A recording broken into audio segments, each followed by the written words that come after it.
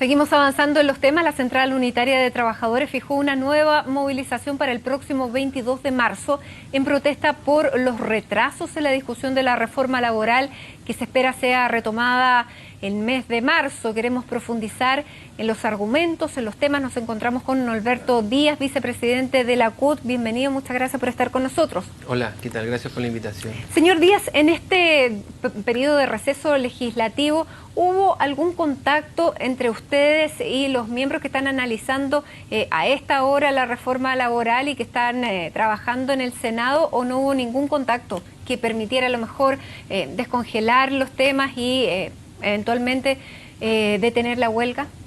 No, acá no ha habido ningún contacto en el verano, porque es poco lo que hay que conversar con el gobierno. El margen de conversación que le queda a la CUT es cero. Nosotros no tenemos nada más que hablar con el gobierno. Este proyecto de reforma laboral ya es un proyecto laboral modesto, que deja cosas que son evidentemente urgentes y pendientes, como la negociación ramal.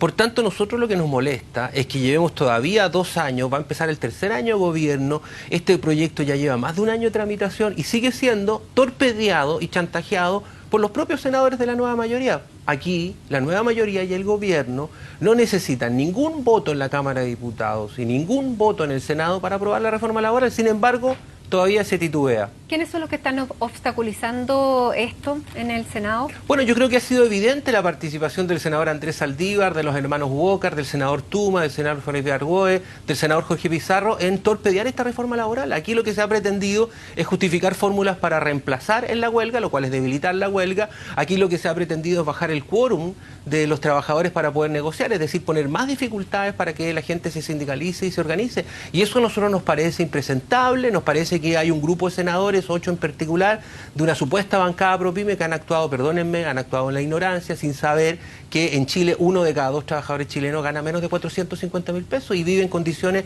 que son deplorables. Ahora, este proyecto de ley estuvo casi a punto de convertirse en ley con la ministra Javiera Blanco. ¿A qué atribuye usted el paso atrás y el retroceso que se dio? Aquí han habido una serie de dificultades. El primer proyecto que el gobierno envió era un proyecto malo.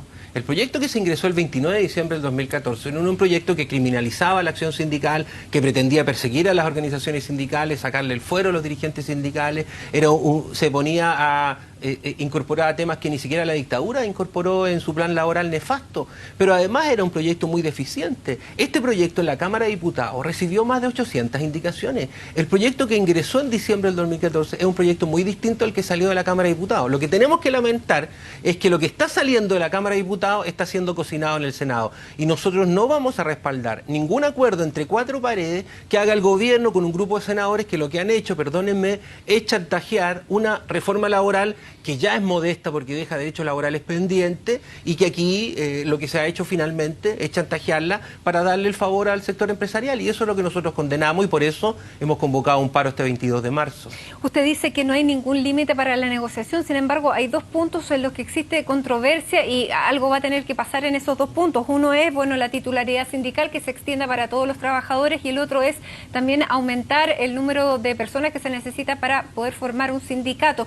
¿Hay algún margen en esos puntos? Mira, aquí pasan cosas sorprendentes, tan sorprendentes como que hace años atrás la derecha se oponía a poner fin al lucro, y hemos visto en el Tribunal Constitucional a toda la derecha concurriendo para decir que ahora sí hay que poner fin al lucro. A la derecha y al sector empresarial nunca le preocupó extender los beneficios de los sindicatos a los demás trabajadores. Lo que el empresariado hizo desde el plan laboral hasta los días de hoy fue que la extensión de beneficios por parte del empresariado era una práctica antisindical para debilitar los sindicatos, para que los sindicatos terminen siendo inútiles, porque al final daba lo mismo estar en el sindicato o no, porque el empresario te daba los mismos beneficios o mejores, como una manera de desincentivar y matar el movimiento sindical. Y esto lo han hecho durante 40 años. Sucede que ahora la derecha y los empresarios están preocupados por la extensión universal de los beneficios. Eso es un acto de hipocresía que nosotros tenemos que condenar. Nosotros queremos que todos los trabajadores reciban los beneficios de los sindicatos, pero permitan los señores empresarios que en Chile hayan sindicatos, que haya organizaciones fuertes, no miren a los sindicatos como enemigos. Y en la segunda parte que tú señalas,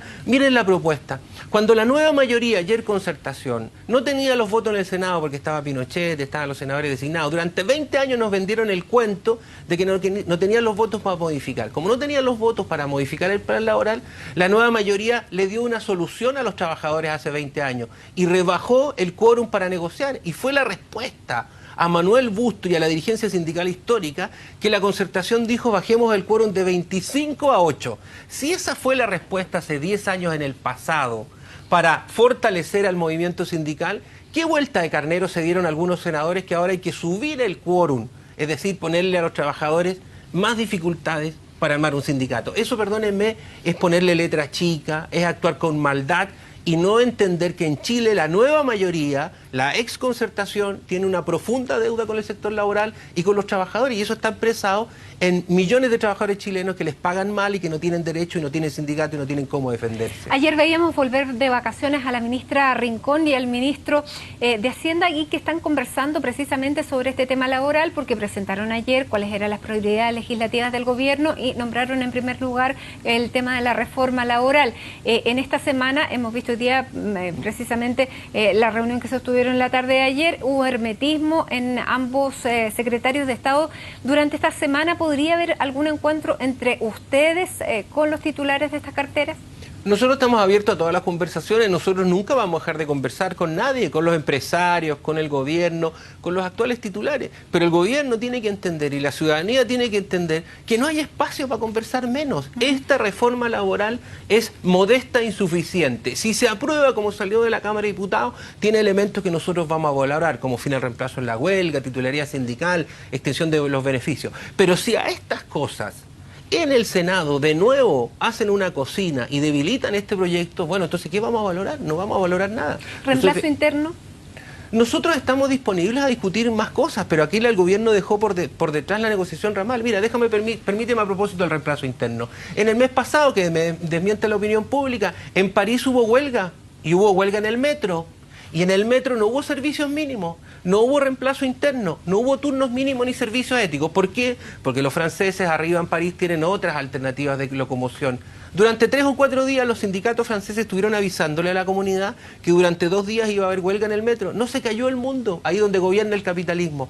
El año pasado hubo huelga de la policía de Nueva York. La policía de Nueva York tiene sindicatos, van a huelga. Y en la cuna del capitalismo no hay reemplazo. En la cuna del capitalismo ¿estarían abiertos a cuando conversar vamos a estar abiertos cuando la centroizquierda expresada en la nueva mayoría pague la deuda que tiene con el mundo del trabajo, que no la paga con esta reforma. Aquí se posterga la negociación ramal, que nosotros la vamos a tener que obtener más allá de la ley. Esta reforma laboral tiene elementos que son positivos, pero aquellos que deja postergados, el Parlamento tiene que entender que los trabajadores van a superar la legalidad vigente, y la van a superar porque ningún trabajador está obligado a aceptar normas que son injustas. En Chile, aunque esté prohibido, hay negociación ramal en el sector minero, en el sector portuario, la negociación de los empleados públicos. ¿Y bajo ese compromiso se podría llegar a un acuerdo en torno al reemplazo? El día en que la huelga sea, el día en que se reconozca la huelga como un derecho, el día que nos permitan negociación ramal, ningún problema para discutir reemplazos, turnos éticos y servicios mínimos. Si eso nunca nos hemos negado.